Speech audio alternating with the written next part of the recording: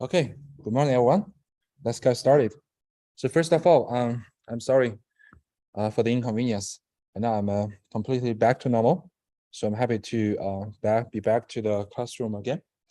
Okay, so and also today's office hour will be in my office as well. So welcome to stop by to ask any questions. So first of all, I want to emphasize that our homework 2 has already been released. So again, please start early. So I've seen a few cases that like students are good understanding the algorithm framework, but started doing that kind of things late. So in just 1 day or 2 days, if you cannot debug and make it work and get reasonable results, you might feel frustrated and then finally give up. That's not good. I do believe you guys won't have any problem in understanding the algorithm steps. However, when you implement, you want to make it work, there's still kind of there's a gap there. You will come across all kinds of like small issues. That's why our course emphasizes on practice. It's not just you can recite the algorithm table. You need to implement them, test them on real data, get reasonable performance and make it work. Okay, so that does need some time. You do need to allocate some time debugging your code and find out those maybe just the small little tiny bugs. When you find it, you might feel like that's silly, but it's often the case. Like even I write a program, I coding my algorithms, my students, they all, come across like small bugs from time to time. Right? Sometimes if you cannot find it, your project will fail. Okay, so please do allocate some time to let you debug and make your algorithm work. And it's even more important for homework 2 because you see that when you implement random forest, when you implement bagging, we request you to run a large number of the decision trees and do the bagging to see how the variance and bias decomposition, those kind of things show the trade-off. So that does take a while. Right? So some students, some past students have complained it took too long to run. I have to say, if you complain that it took like 2 days to run, that means your implementation is really too slow, right? Too inefficient. But even your implementation is efficient, you might still need to wait 1 or 2 hours to collect the results. So please start early and not allocate time not only for debugging but also for running your program to collect the results. Okay. And also we have released the homework, the deadline for the midterm project. So you still have I think you have 25 days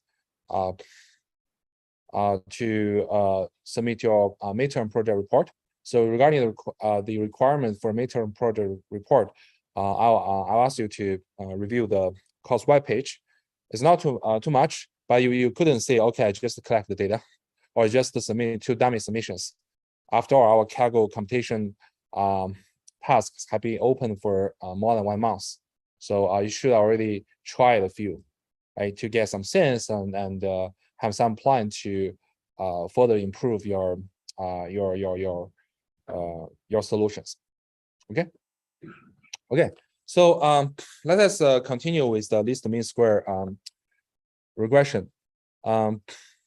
So as the name suggested, it's a linear regression problem, meaning that the task is to predict some continuous labels or continuous variables using a set of features. And the model, the linear regression model itself is pretty straightforward. Suppose this is the feature vector, say for the ith instance, then we just introduce a weight for each feature. Then we do a linear combination of those features. The weights are denoted by weight vector. And of course, there's a bias term here, but we use some notational sugar, meaning that we augment this feature vector with some constant feature 1, then we fold the bias term into the weight vector.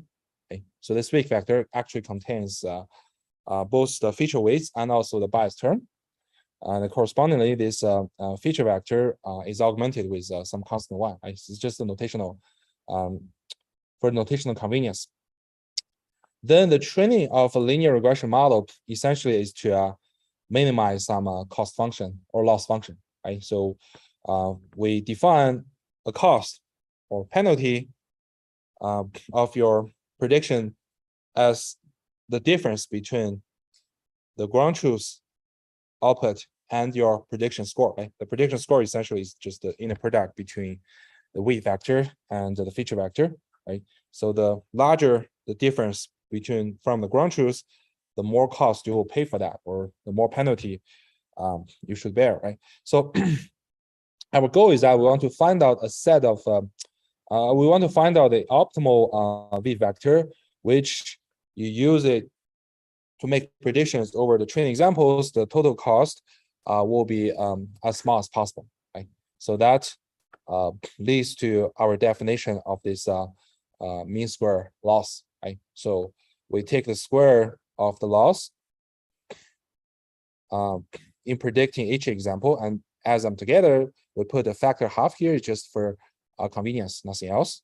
And also we mentioned that why we take a square of the loss. The reasons is just for easy optimization. That's it. You can define any other loss, like you can use absolute value instead of this square. That's fine, but that will make the optimization much more difficult. Right? So then the learning of linear regression essentially is to minimize this mean square loss. Right? We mentioned that we can use gradient descent. Right? So gradient descent, as the name suggested, we compute the gradient of the training loss or the objective function at each step, and use this gradient to guide our update. So more specifically, each time we update the current weight vector by moving toward the opposite direction of the gradient. Right? So why should we move toward the opposite direction of the gradient?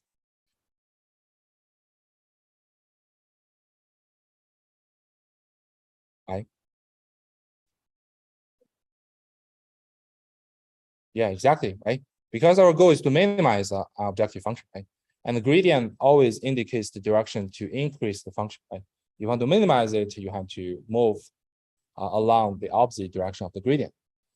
But if you're trying to maximize some objective function, well, you can move along with the gradient direction. Right? It's called gradient ascent.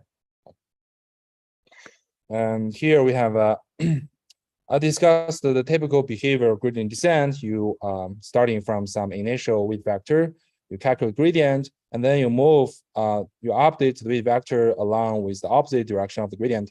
The direct gradient direction is along the right side of the x-axis. Right? If you move toward opposite, that means you move to the left. Right? Then you calculate gradient again and move toward to the left, and do this again, and until convergence or some maximum number of iterations have finished. You see that you eventually converge to, or at least get very close to some local minimum of the objective function. Right? And then we talk about how do we compute the gradient for the square loss, right? Using our linear regression, which is I'm not gonna repeat the details because this is something you need to practice after class, right? So basically, after you compute this gradient vector, you multiply this gradient vector with a small positive constant r, which is called learning rate. Right? And be careful, learning rate is really important because sometimes the gradient is very large. You have to multiply the gradient vector with a small learning rate to ensure that, okay, your update is not too large, right? Is sufficient and is appropriate enough to decrease the function. Right? So in your homework, you should try to tune R to observe a normal learning behavior of the gradient descent. Okay. So this is the details about how to compute the gradient of the objective function with respect to the element. So we have some kind of formula. So it's interesting to see that the gradient of the loss with respect to each weight element is a summation over all the training examples. Right? So in each segment, it's just the product of the corresponding input feature. So if it is a weight element J, then you multiply the J's feature of each input feature vector with the error, right? The error is the difference between the ground truth output and your prediction, right? And also, of course, you put a minus sign in front of that, right? It's the sum of the error multiplying with the input over all the training examples. And you can use this formula to compute the gradient of each weight element, right? So you collect them and you get the gradient vector, and then you update the weight vector using the gradient descent. So the algorithm is guaranteed to converge the global minimum of our square loss. The reason is simple, because the square loss here is a convex function, right? As to why it's convex function, I will leave it as an exercise for you, right? Because we have all reviewed those basic knowledge through homework 0. I believe everyone is able to show that this is just a convex function. So the convex function, the benefit of convex function is that it has one global minimum. Right? Of course, in some special cases, if it's just a line, that means if it has some global minimum, then it just has one global minimum. That means no matter where you start with the initialization, you run enough number of gradient descent steps, you'll eventually converge to the global minimum. However, we have also discussed for other machine learning models where the cost function can be highly nonlinear, highly non-convex. So that means this prediction score is not just a linear function. It could be a composite nonlinear function like neural network. Then the objective function, the cost function, is non-convex. It means that the landscape of this function can contain a lot of like local minimum. Right? Then the final weight vector is actually up to the initialization. Right? So if you initialize your weight vector at here, then it might converge to this local minimum. Right? If you initialize your weight vector here, it might converge to this local minimum. Right? And different local minimum might correspond to different generalization performance. So that's why in practice, because popular or powerful machine learning models are often have a non-convex objective function. So the choice of the initialization is also very, very important. Okay, now let us look at the issue of the gradient descent framework. Right? So we talked about this issue at the end of the last lecture. So we found that to perform one update, right? Just to perform one update, if we want to compute the gradient, we observe that we need to go over every training example. Right? For every training example, look at this summation. It's from 1 to m. Suppose we have m training examples in total. And for each training example, we're going to compute the error multiplying with the corresponding feature. And we add up those product over the whole training set together. And the major issue is that when m is very, very large, the size of training set is very, very large, which is not uncommon in today, right? So this computation is really costly, right? So imagine you have collected 1 billion training examples, right? And to perform single update, you just update your weight vector just once, right? You have to go over the whole 1 billion training examples. That's really, really costly. Right? It's very common that you have 1 million training examples. I'm not using some extreme example to scare of you. Like for example, when I was doing like internship in Yahoo advertisement team, I think maybe 6 years ago. Right? So I was asked to handle some online advertising data, which is essentially just a collection of the logs. Like Yahoo system show different types of ads, like displacement ads, like in web pages or search ads, all kind of stuff. Right? They just want to report when the user look at this ads, if they click them or not. Right? If they click them, do they click into the commercial website and buy something or those kind of stuff? Guess what? Like every day, it can generate like 1 billion records. It's just one day. So and at that time, I was able to handle like a 1 month data set, and we tried to use linear models to predict the clicks. So it's called logistic regression. Right? So of course, if you use just a gradient descent, it won't work. There's a very popular industrialized logistic regression implementation is called Whopper Rabbit. If you're interested, you can take a look at that. It's very, very fast. But even that, this is kind of online learning algorithm for logistic regression. Even for that, you cannot run it on a single machine to get a logistic regression model. It has a distributed version. It is integrated the distributed computational platform in Yahoo is either Hadoop or Spark. So it's very very large, and it's very, very common actually. So then we have to think about a strategy to deal with this issue, right? So if our training example, our training set is exceedingly large, right? Of course, we're not very happy to do gradient descent, right? Because even performing one update, it is extremely costly, even infeasible. Right? Not to mention that, okay, to converge, well, we'll have to run many iterations, many updates. So how can we deal with that, right? By just looking at this update formula, okay? So we know that the exact gradient is obtained only when we go through all M training examples and then calculate these products, right? And then why not we just go over one example or just 10 examples. We just add up their products together. We pretend this summation as some kind of gradient. We use that gradient to perform an update. Before we talk about whether doing this is valid or not, but at least this simple trick looks highly efficient. Right? For example, if every time I just look at one example, and then I calculate the error multiplying the feature, right? I use that as some kind of gradient, and then I apply the gradient descent update. Right?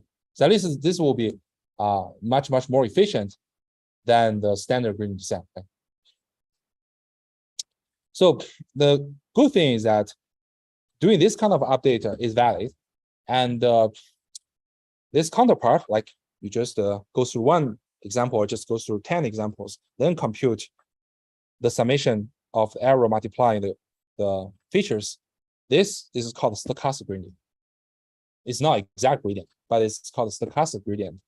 And there are a lot of theories that can show that if the stochastic gradient descent is an unbiased estimate of the gradient, and if you smartly choose the learning rate R here, it will converge to some local minimum almost surely. And almost surely means with probability 1. I'm not going to talk about what does it mean with probability 1, but you can basically it will converge in practice. Okay. So let us look at the basic framework for stochastic gradient descent. Okay. So we just go through each training example, right? Say xi and yi. Then we pretend the entire training set is represented by this single example. Then we use this single example to calculate gradient, the update model. Then we move to the next example. Pretend the next example is the whole training set. Compute the gradient, update the weight vector. We keep doing this until some convergence criterion is met or the maximum number of updates are done. Right? This is called stochastic gradient descent. Right? So the big difference with the batch gradient descent, meaning the standard gradient descent, is that whenever we meet a new example, we're going to make an update. Right? This is the stochastic gradient descent. But the batch gradient descent, make one update to the weight vector only after the whole pass over the data set.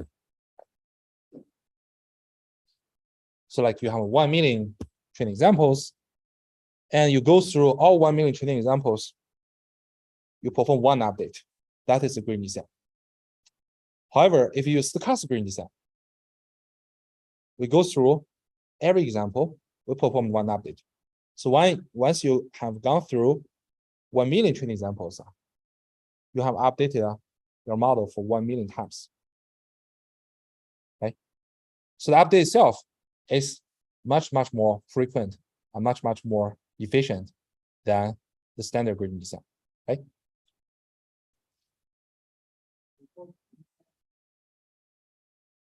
Yeah. I'm talking about the simplest case where after we look at every example, we just calculate its stochastic gradient update. Of course, you can decide, okay, every time I just pass 10 examples, and then I calculate the stochastic gradient descent update. That's totally up to you.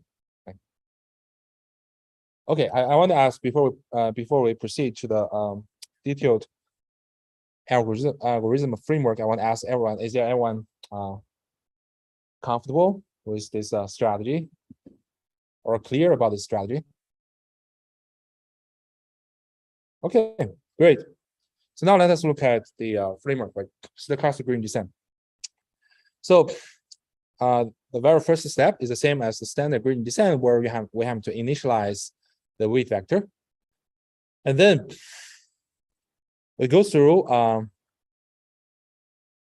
bunch of iterations, right?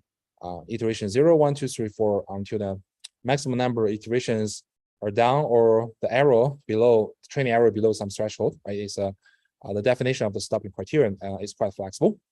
Now, the difference is inside each iteration. Right? Inside each iteration, we're gonna look at every training example. It goes through each training example one by one. Right? For each training example xi, yi, we just calculate the stochastic gradient. The stochastic gradient here will be just the difference, the error. Right? You use the current weight vector to make a prediction. At xi, we calculate difference from yi, right? Is this error multiplying the corresponding feature. Right?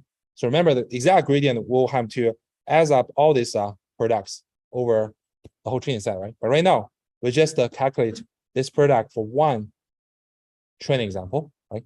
This is what we call stochastic gradient. Now we use this stochastic gradient multiply a learning rate, and then do the gradient descent, right? Meaning that we move the current weight toward the opposite direction of the stochastic gradient, right? Because this is stochastic gradient. Remember, there's minus sign in front of that.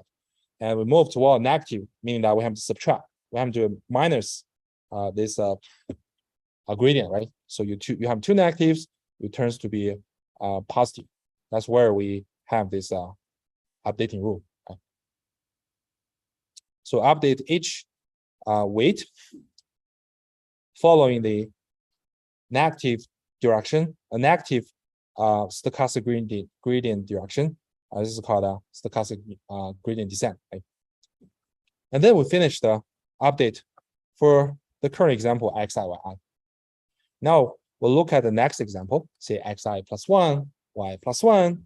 We do the same thing. We calculate the stochastic gradient at this particular example and update the weight vector. We keep doing this until we have passed the whole data set. Then we finished one iteration. Sometimes this is called one epoch. Okay. And then we move to the next iteration, and then we go through every training example again. And for each training example, we'll compute the stochastic gradient and update the weights accordingly until we finish the all the updates, right? So just to be careful, the difference from the previous method, the standard gradient descent, where the weights in the standard gradient descent are updated only after all the examples are processed. Right here, as long as we have met one example, we perform one update. So if we have 1 million training examples, we're gonna update our model for 1 million times, just for one iteration. This so the updates of the model is much more efficient. So this update rule is also called Weijiu-Hopf rule in the neural network literature. Later, when we talk about neural network, you'll see that actually a linear regression or linear classifier as special type of a neural network.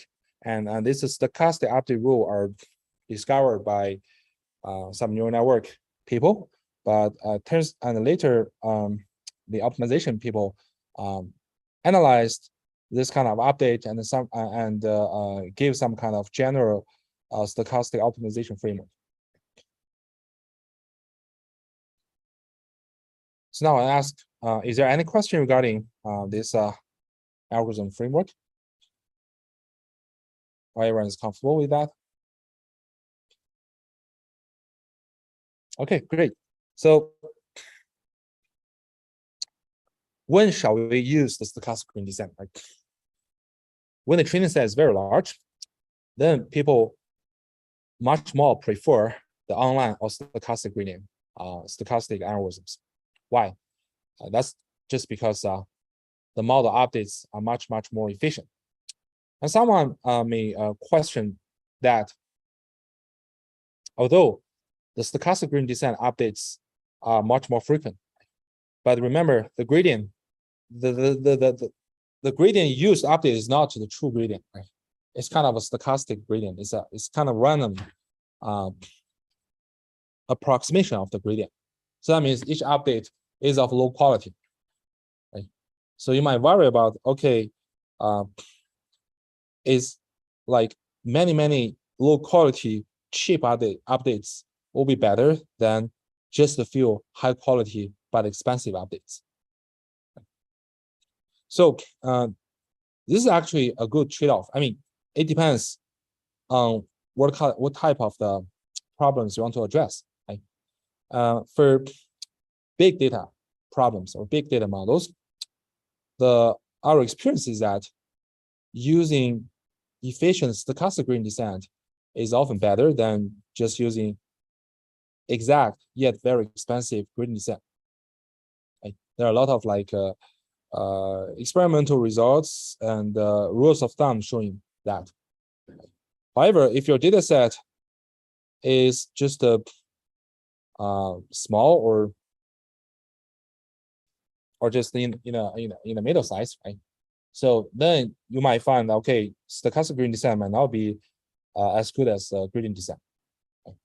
So that's why when we talk about stochastic gradient descent, we usually refer to big applications, large applications.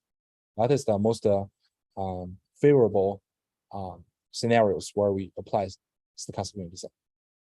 Okay.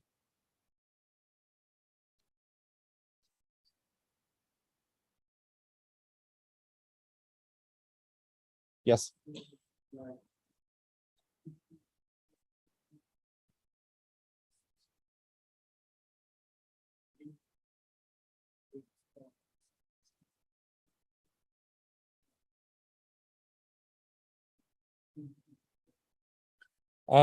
That's a good question. So first, if your objective function, meaning the training loss, is non-convex, there won't be guarantee that the two optimization algorithm will converge to the same place, because they might converge to different local minimum.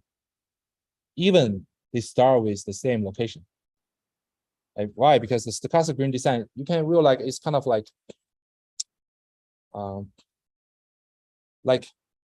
a drunk driver, right? You have a drunk, right? You have drunk a lot of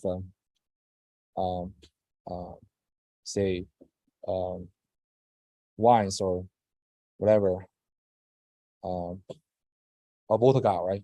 So you just drive randomly, right? You might just drive north this time, south this time, and northeast that time, right? As long as every time the distance you're driving is not very large, and it's obey some rules, it will guarantee that you finally arrive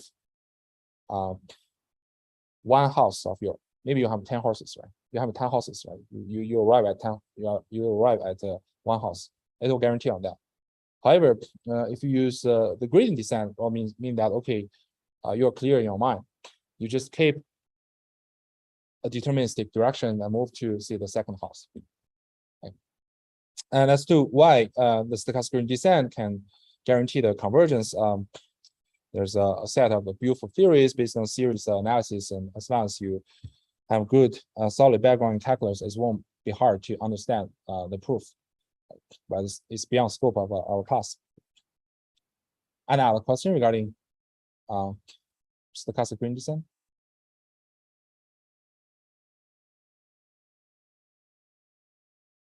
Okay, so the next thing about the stochastic gradient descent I want to mention is the learning rate. Right? So it is the step size R here, right? So sometimes people call it learning rate, sometimes it's called step size, but they are basically the same thing. So if you want to ensure that your stochastic gradient descent converge, then the choice of the learning rate is really, really important. It's not like you use a constant learning rate will guarantee the convergence. Instead, you have to make your learning rate to satisfy two conditions, which we're going to discuss later. Right? But by scheduling, what I want to say is that by scheduling your learning rate properly, it will guarantee the convergence of stochastic gradient descent with probability 1. Right?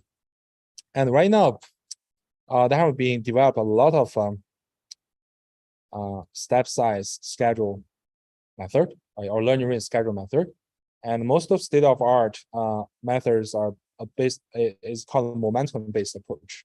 So they kind of like record the gradient of the last time, and also the objective function the last time, and they compute some kind of so-called momentum. It's kind of metaphor from the physics.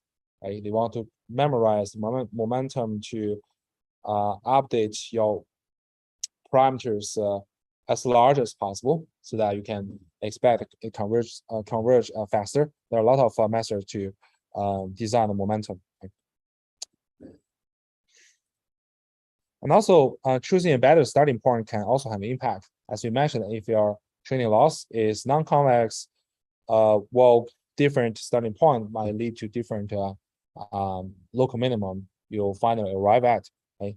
And also, even it is a convex function, right? If you're starting at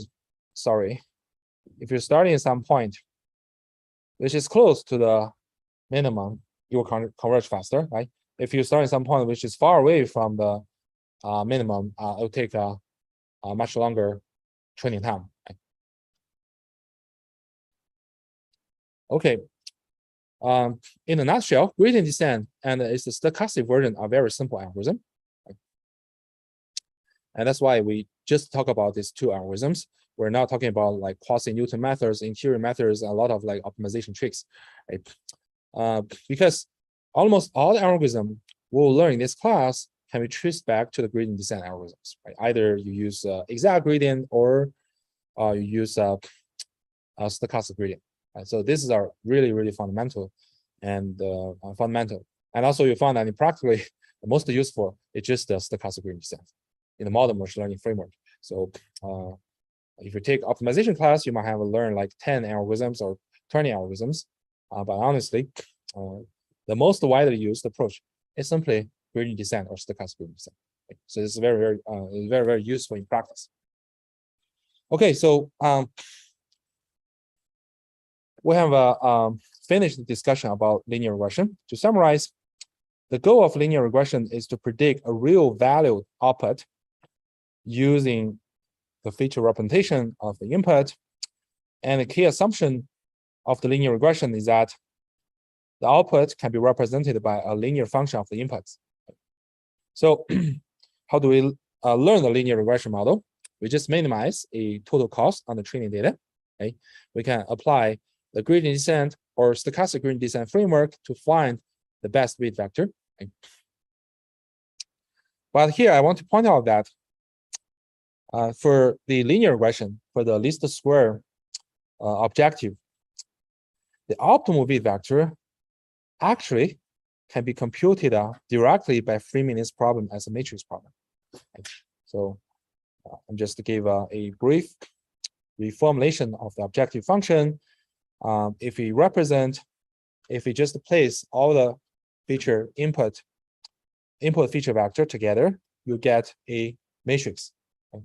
So it's a D by M matrix. D is the number of features, or the feature vector dimension, and M is the number of the examples in total. And the Y vector is all the training outputs. And then we can rewrite our square laws in this way.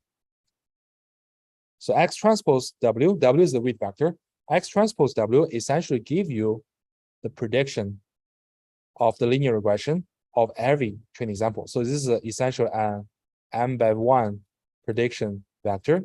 You subtract it by our training output, you got the error, right? You got the difference. And this dot product is simply to do the square over each error, right? So this one essentially is equivalent to the square loss we discussed, right? So if we minimize this guy, and if we use matrix vector representations, we take the gradient of this objective with respect to the whole weight vector to be 0.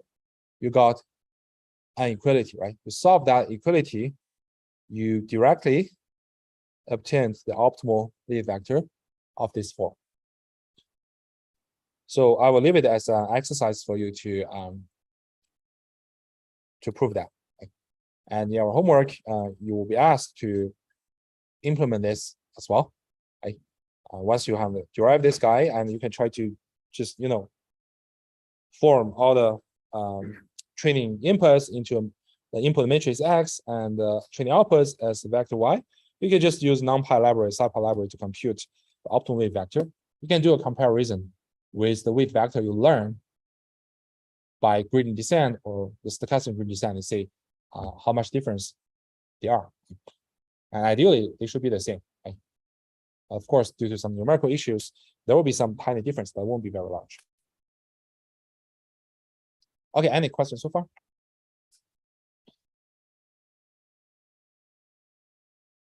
Great. So now,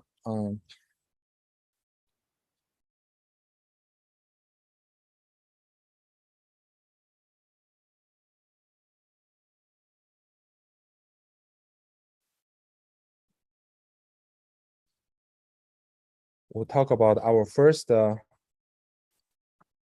linear classifier.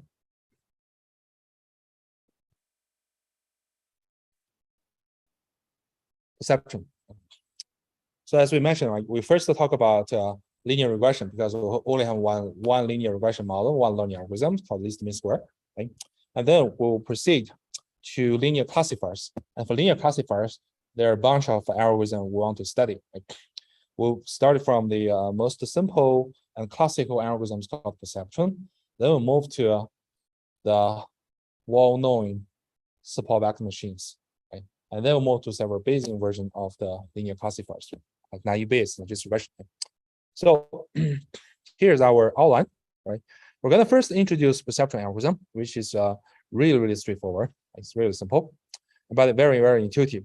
And then we'll do some analysis of this perception algorithm which is called perceptual mistake bound. Namely, if the data here is linearly separable, right? Perceptron is a linear classifier, how many mistakes at most the perceptron will make to train your classifier?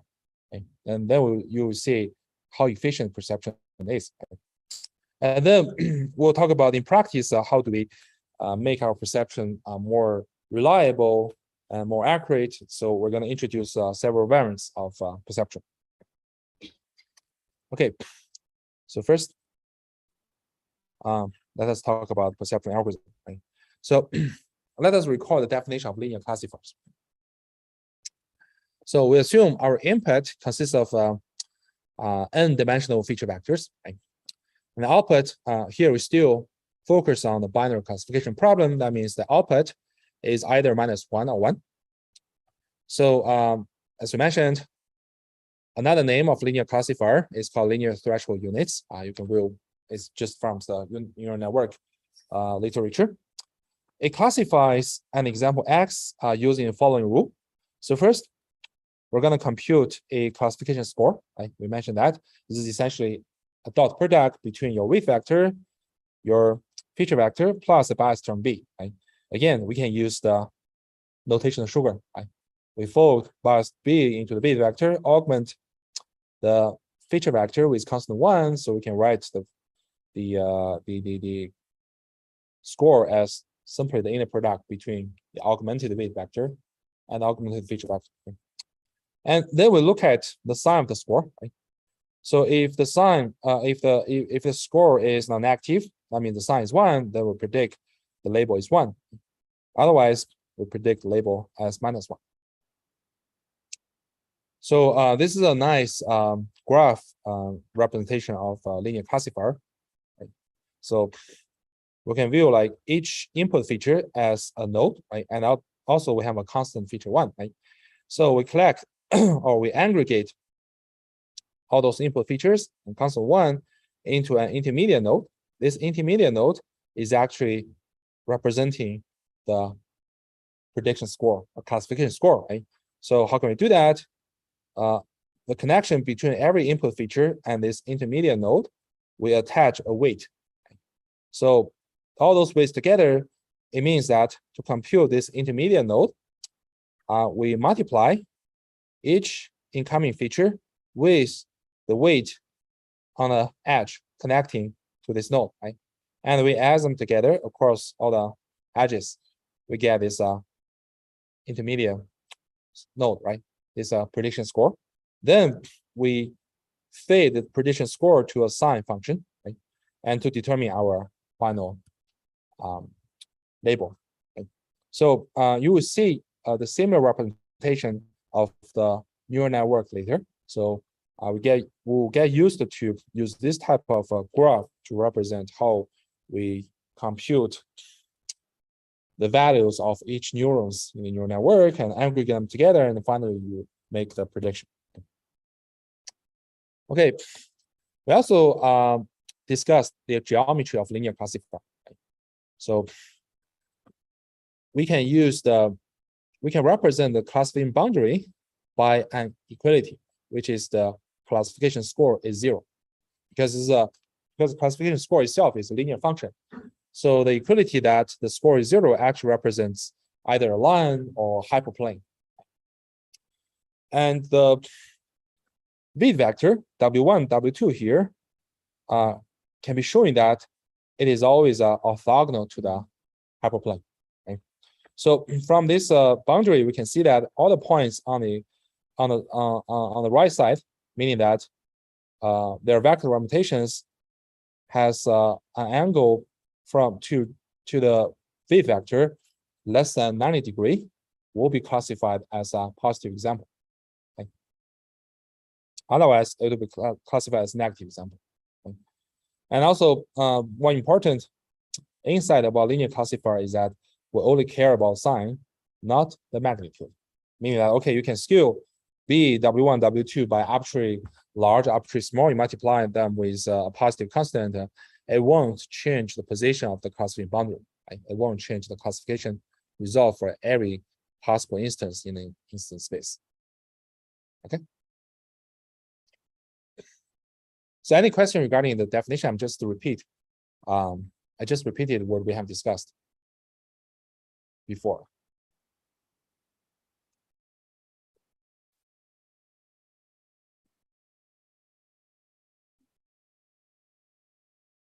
Oh, you mean you replace sign by sigma y?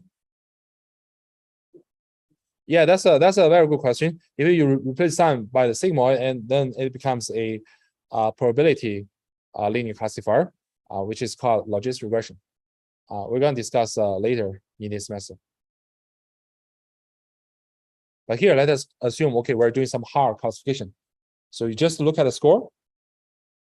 If it is positive or non-negative, we're gonna give a positive prediction, otherwise negative prediction. If you use a sigma function, well, the output will be a probability, right? Between 0 and 1, it just indicates the chance that the label is positive or negative. Right? We'll get to that that probabilistic classifier later. Any other question?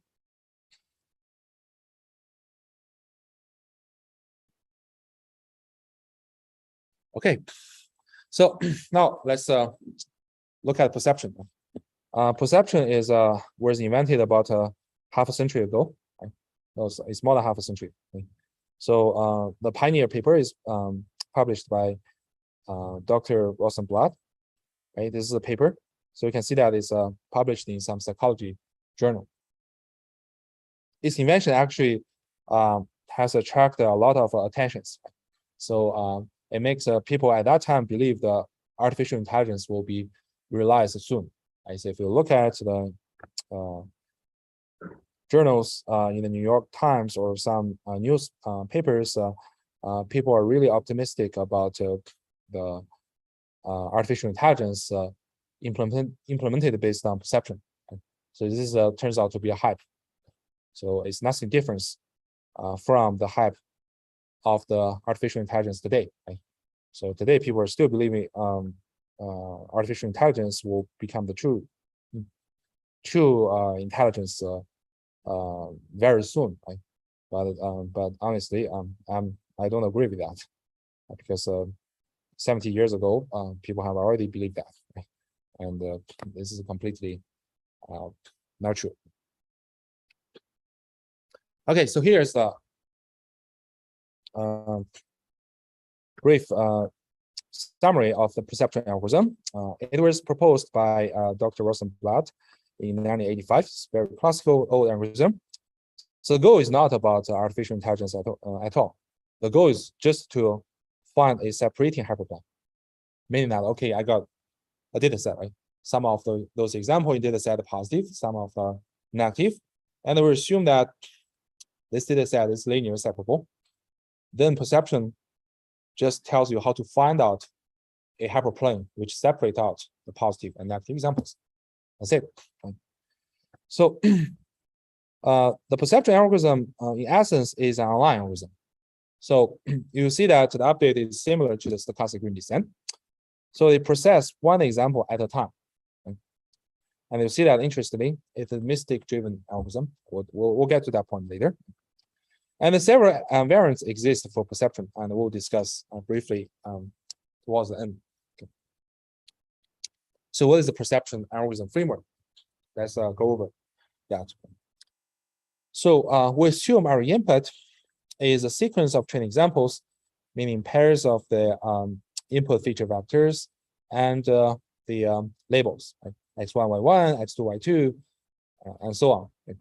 Where each input vector is n-dimensional. Well, here we assume that those feature vectors have already been augmented with constant 1. Right? We use the notation of sugar. Right?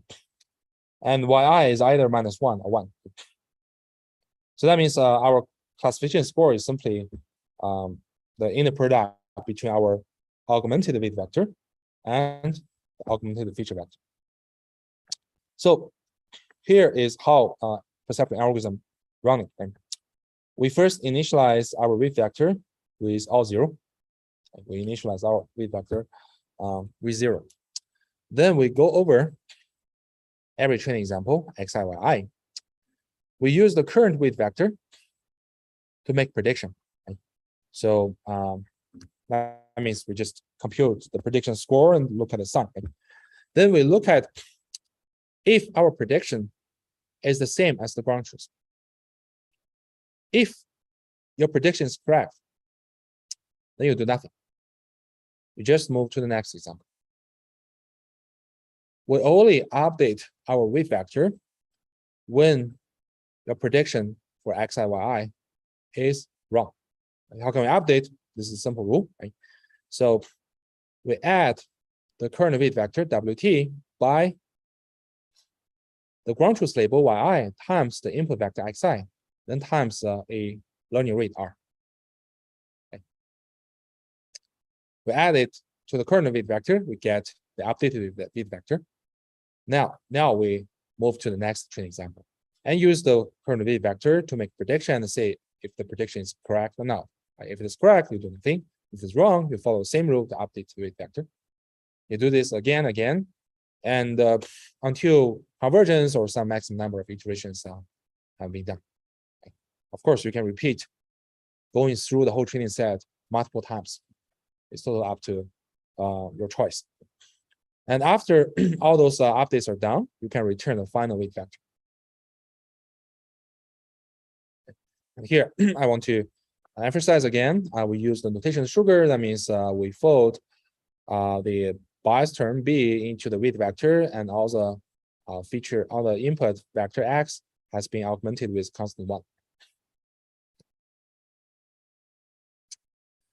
And here, for convenience, we just assume your output yi in the label is either -1 or 1. Right? Sometimes you see some version, they assume the label is either 0 or 1.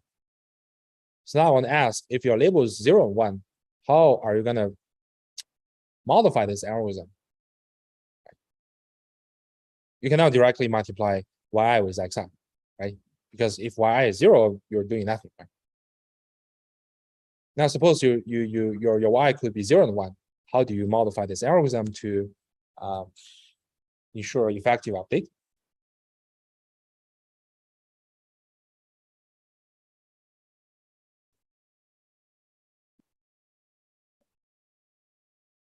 Yeah, exactly. Right? You just do some kind of mapping, right? You map 0, 1 to -1, 1.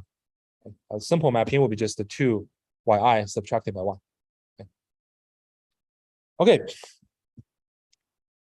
Any question regarding these algorithm steps before we talk about why these updates are valid?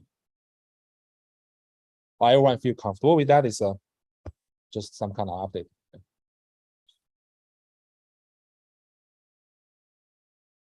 No question?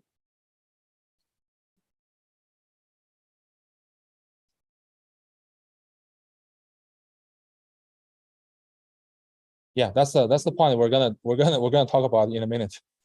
But here I just want to ask if everyone feel confused about those algorithm steps.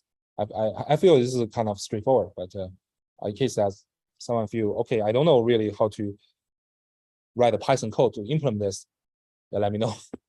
I want to clarify. Okay, looks like everyone is comfortable with the algorithm itself, right? And now let us look at why. Why we can perform update like this, right? What's the rationality of doing the update? So first, we know that the perceptual update is performed only when you make mistakes. Right? You make a wrong prediction over the current example, then it will incur the update in this way. Right? To see why, right? To see why the update should be like this, right? We can consider like two cases. First, if this example xi, yi is a positive example, and you make a wrong prediction, and though we know that the ground truth label yi is 1 here, so your updating rule will be simply add wt by r times xi, right? Because yi is simply 1. If your training example is a negative example, meaning yi is 1, yi is -1, then your updating rule will be wt subtracted by rxi. The reason simply yi is -1. Right? And here, r is learning rate, a small positive number, same setting as the as in the gradient descent, stochastic gradient descent. But now let us just assume R is simple as 1, because it doesn't matter much of tuning R in the perceptron algorithm. And this update is only on error, is a mistake-driven algorithm. And this is the simplest version, and we'll see more robust version at the end. One more thing before we analyze why the updates on the mistakes on positive and negatives are valid. I want to mention that to check if I made mistakes, it's not necessary to just compare if yi, your prediction, is different from the ground truth. You can also use this inequality, meaning the product of yi and your prediction score is negative. Yeah, why can we do that? Yes, exactly, right? So if you are making wrong prediction, that means the sign of your score is always opposite to the ground truth, right? So that means if you multiply your score with the ground truth label, it will be negative. So now let us look into the intuition behind the update. Suppose we have made mistake on a positive example, meaning that the ground truth label y is 1. However, your prediction score is negative. The prediction score negative, the sign is -1, your prediction will be -1. You make a mistake, right? So by following the rule, the updating rule, right, we're gonna get the new weight vector by adding the current weight vector plus x. Right? X is the input vector, and here we assume the constant the learning rate r is simply 1. R is 1, right? So wt plus 1 equals to wt plus x. Right? So let us check what happens with the new weight vector. If we use this new weight vector to make prediction, let us say what changes from. So if we use new weight vector wt plus 1 to make prediction, we compute the score, which is inner product between wt plus 1 and the feature vector x. We know that wt plus 1 essentially is wt plus x, right?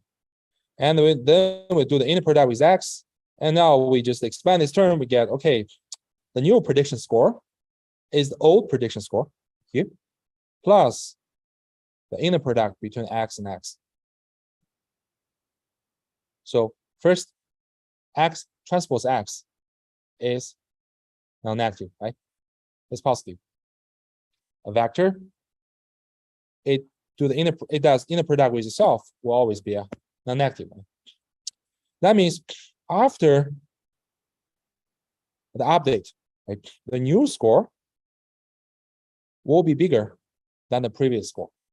The previous score is wt transpose x. So now we can see why doing this update is reasonable. The reason of our mistake is that our prediction score is too small, right? It's too small, it is below 0, so that you make a negative prediction. By contrast, the ground truth prediction should be positive, right? So if you want to improve your classifier,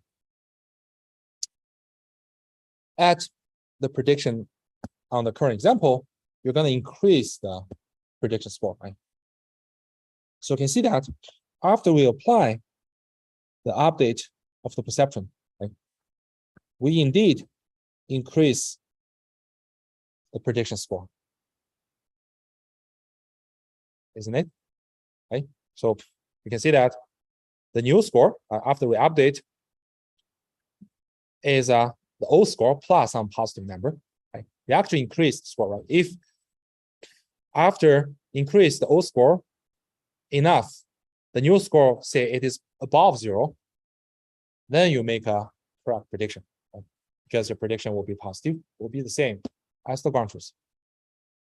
So now we can see that at least for the mistake making on the positive example, your update kind of like improve your classifier. how to improve it? We essentially increase the prediction score, and expect that by increasing the prediction score, we kind of like get a score above 0, and to make a correct prediction. The correct prediction is positive. Any question? Assume everyone follows what I said. Right? It's not a very intricate logic. It's just to look at this. Look at the equality. We can get this conclusion, right? We can apply the same reasoning for the mistake on the negative. Right? For the mistake on the negative,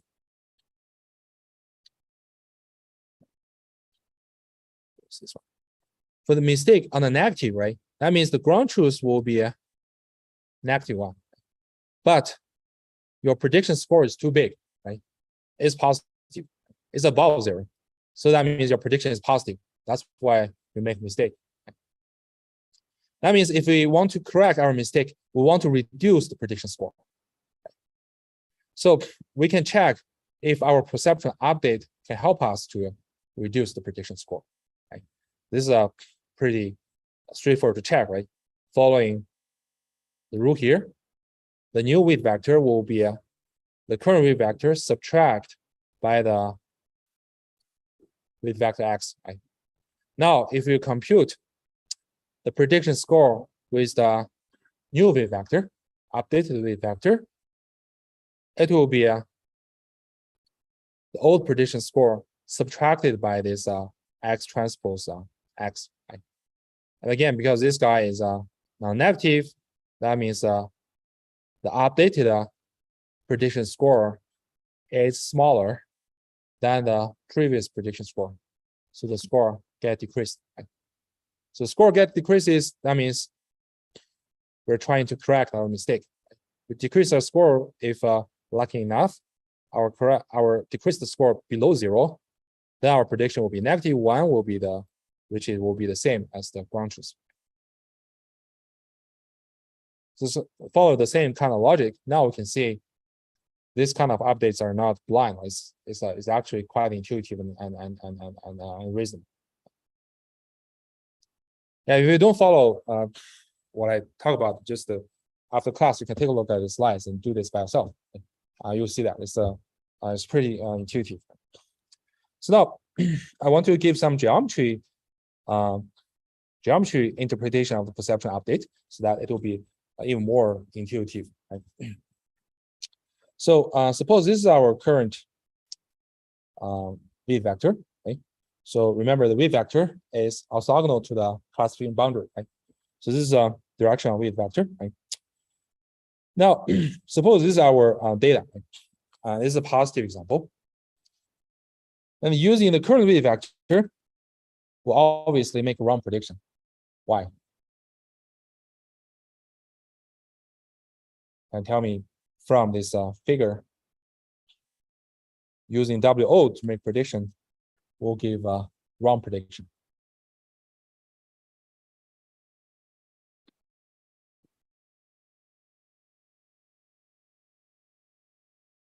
Yes, exactly, right? So remember our prediction score is inner product between the weight vector and the feature vector. Okay? So when the inner product is positive, from vector perspective, that means the angle between the two vectors is less than 90 degrees, right? Or pi over 2. Right? If this angle is bigger than 90 degrees, then inner product will be negative. Right? So now if you look at the angle between WO and this input feature vector x, of course, is bigger than 90 degrees. So that means their inner product will be negative. Right? And then the prediction score will be negative, and their prediction will be negative, right? Which is different from the ground truth. Right? So now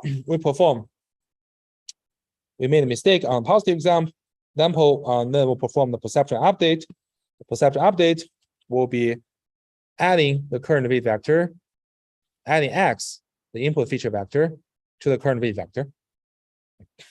It's just coming from here. Right? We set r equals 1. So now let's see.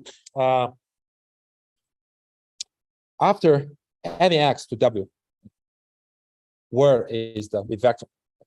How can we add two vectors? Yeah, we just move the vector we want to add in parallel, right? We make the starting of this vector overlap with ending of the with vector. Okay.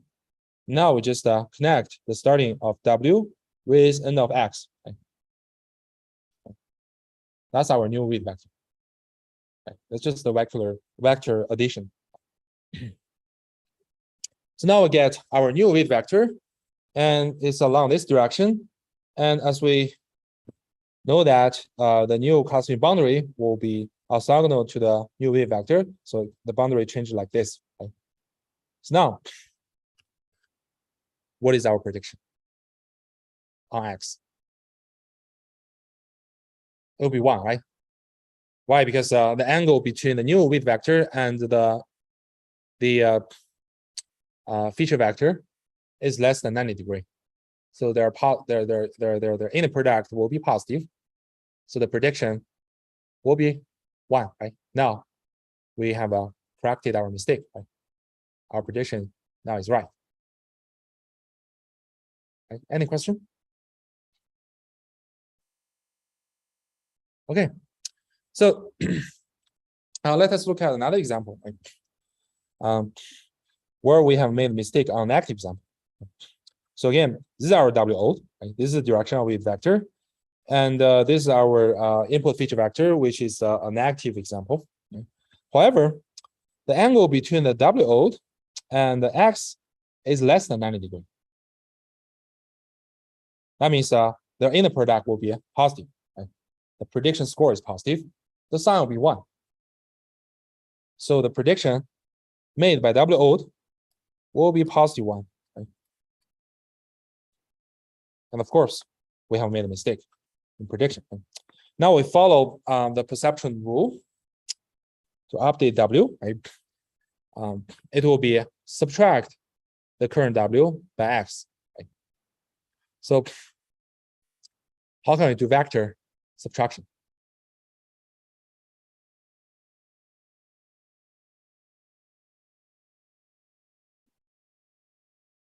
Yes, exactly, right? So vector subtraction means, okay, I add W with minus x, right? So we can first draw minus x, which is just you reverse the direction, right?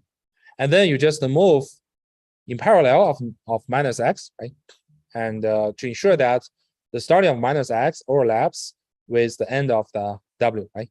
And now you just connect the starting of W with the end of negative x, you get the new with vector. When we get new with vector, and we change the classifier boundary, because classifier boundary is always perpendicular to the with vector. So now, would you please tell me the prediction made by W new on x? Is negative, right? Why? Because now the angle is bigger than 90 degrees. The dot product between W new and x will be negative. According to our prediction rule of linear classifiers, the label will be the prediction will be -1. Now it's consistent with the ground truth. So hopefully, some kind of algebraic analysis on this geometry interpretation will give you the rationality and the intuition of the perception update. Okay. So any questions so far?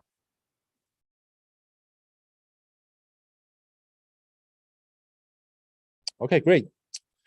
So what kind of functions, what kind of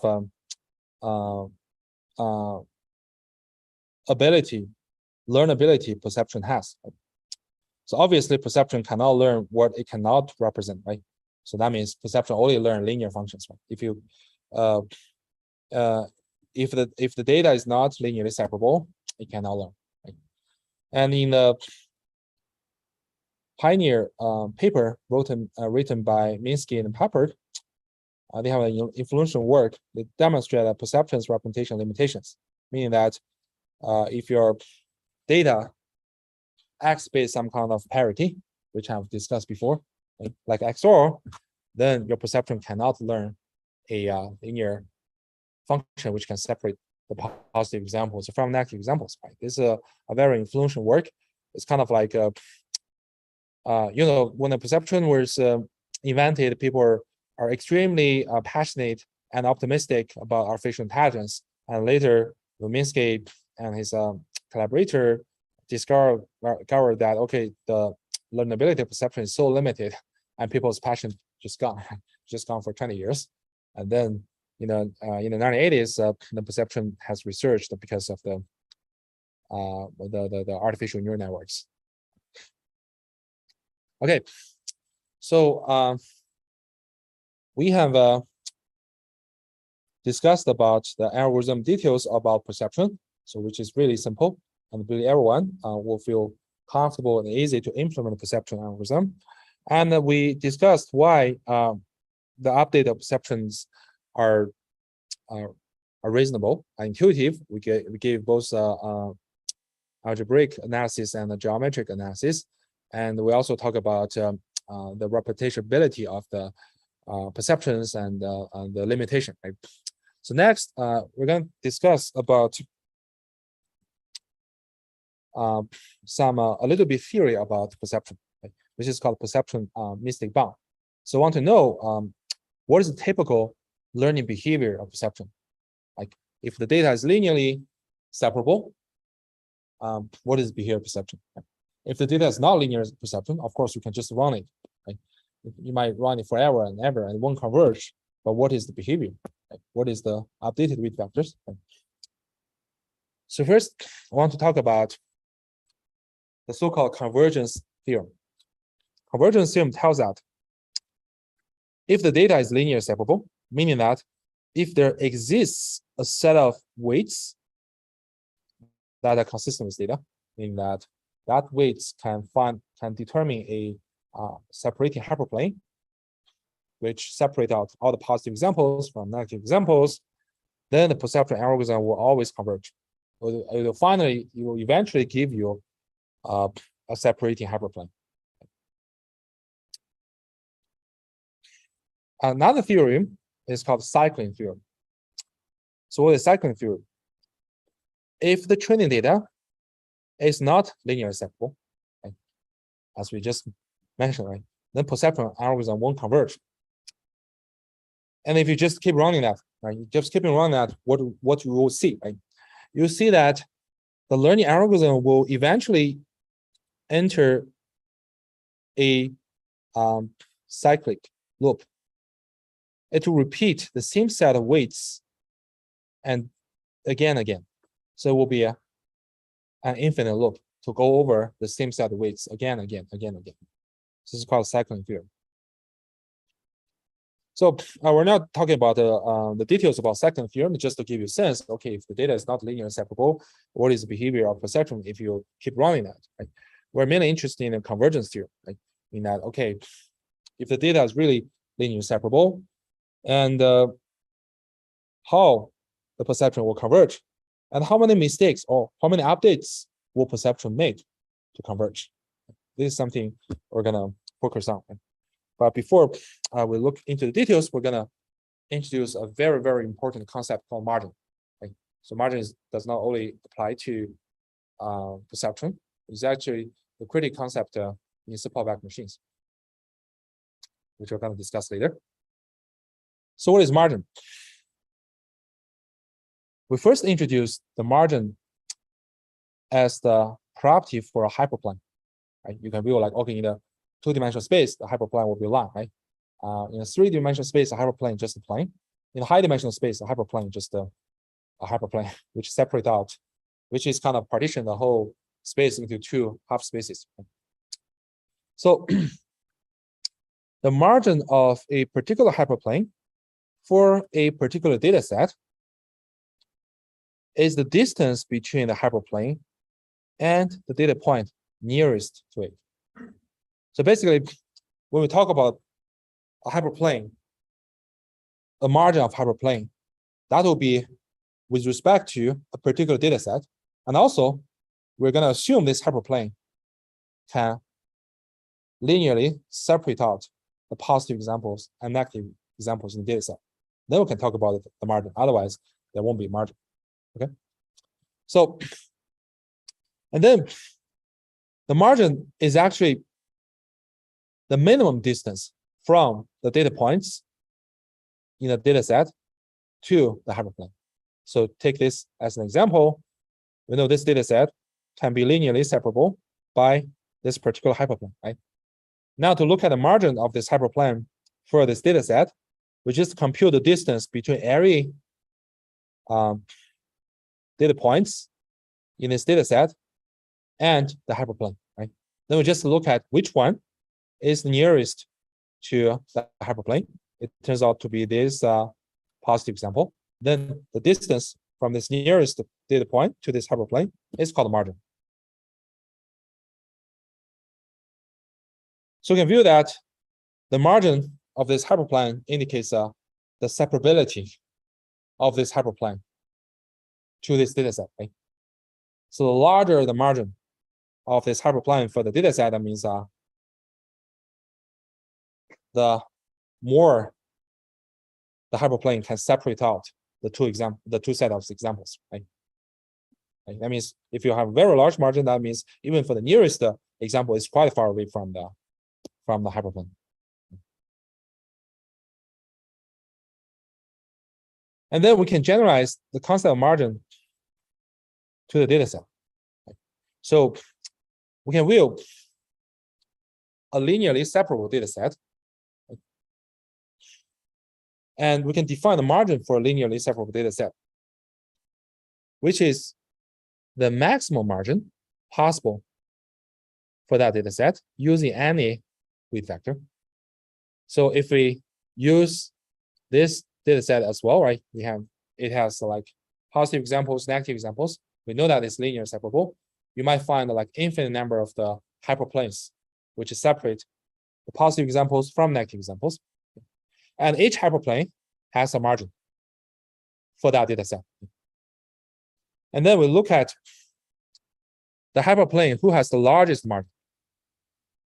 Then we use that margin as the margin for the whole data set. Right? For example,